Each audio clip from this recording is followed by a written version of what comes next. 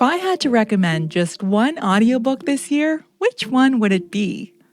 Welcome to Audiobook Reviews in 5 minutes. This is Yana. Today, we're unraveling What's Our Problem?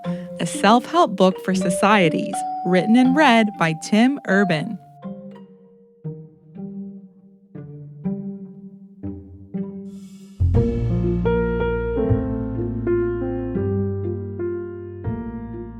Urban opens with a zinger.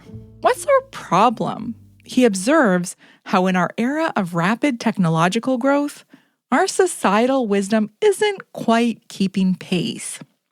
Urban ponders why our collective intelligence isn't sprinting alongside our technological leaps. Essentially, a world where our smartphones are smarter than us. It's a world where advancement outstrips our evolutionary adaptations. This is familiar territory. Urban is famous as the creator of Wait But Why, a popular long-form stick-figure illustrated blog about almost everything, as well as a popular TED Talk speaker. First, Urban introduces the primitive and higher minds within us. The primitive mind clings to established beliefs for survival, while the higher mind craves truth and wisdom. Picture a tug of war in your mind, the primitive mind pulling toward familiar beliefs for comfort, while the higher mind reaches for new truths and insights. This internal conflict influences everything from our daily choices to our societal norms. Next, Urban presents the ladder of thinking, which is essentially a framework for understanding thought processes. Visualize a ladder where each rung represents a level of thought. The higher you climb, the more open and adaptable your thinking becomes. In this case, high-rung thinking is about seeking truth and embracing change, but low-rung thinking stubbornly clings to the familiar, often leading to narrow-mindedness.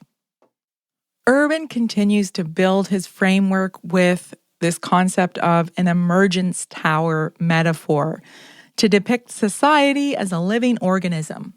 In this society, genies symbolize collaborative, progressive thinking, and they propel us towards the future in positive ways.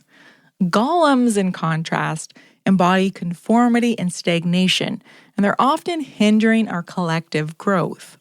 Picture a bustling city where genies are the architects building innovative, future-ready structures, while golems are the preservationists insisting on maintaining the old, even if it's outdated. Urban proposes a combination of awareness and courage to break free from this low-rung thinking or this golem groupthink.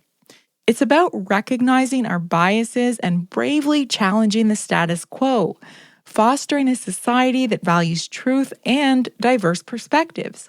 Here, imagine standing at a crossroads where one path is well-trodden but leads to a foggy, uncertain destination, and this represents the low-rung thinking.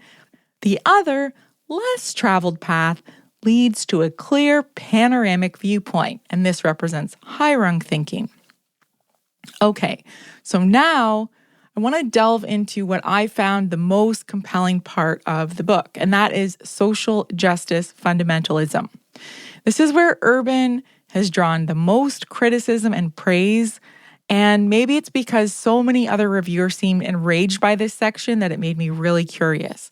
So Urban describes social justice fundamentalism, which is also called wokeness or wokeism, as a lens viewing society dominated by power structures like patriarchy and racism.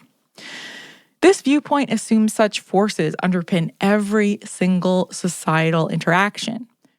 Urban illustrates a social justice Trojan horse that social justice fundamentalists ride around in, and they talk about noble-sounding things like diversity and inclusion and justice and safety.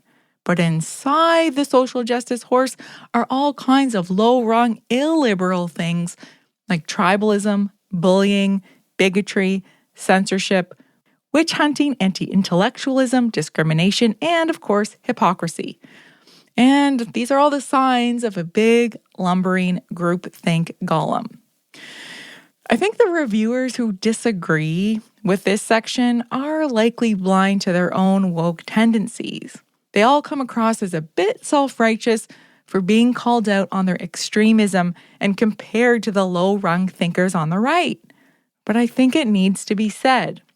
And if you're listening to this review, it's not hard to see why, with an increasingly polarized political landscape and Ivy League presidents contextualizing calls for Jewish genocide while proclaiming broadly that misgendering is actual violence.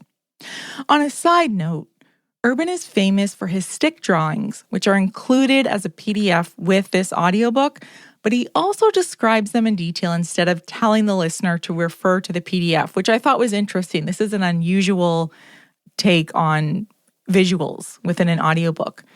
Mostly, I fast-forwarded through these sections, but they might be helpful for some listeners, so I appreciate that he included them.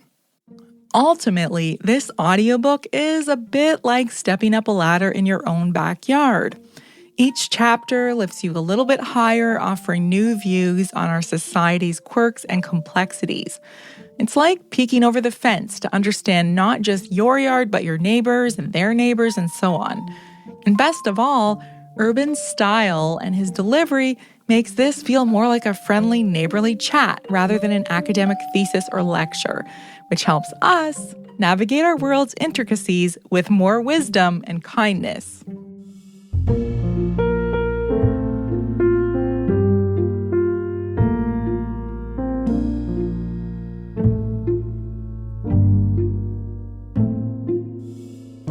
That's all for this episode of Audiobook Reviews in 5. If you have not yet done so, please check out our other podcast, Access Ideas, where we share insights and perspectives that spark curiosity, conversation, and inspiration.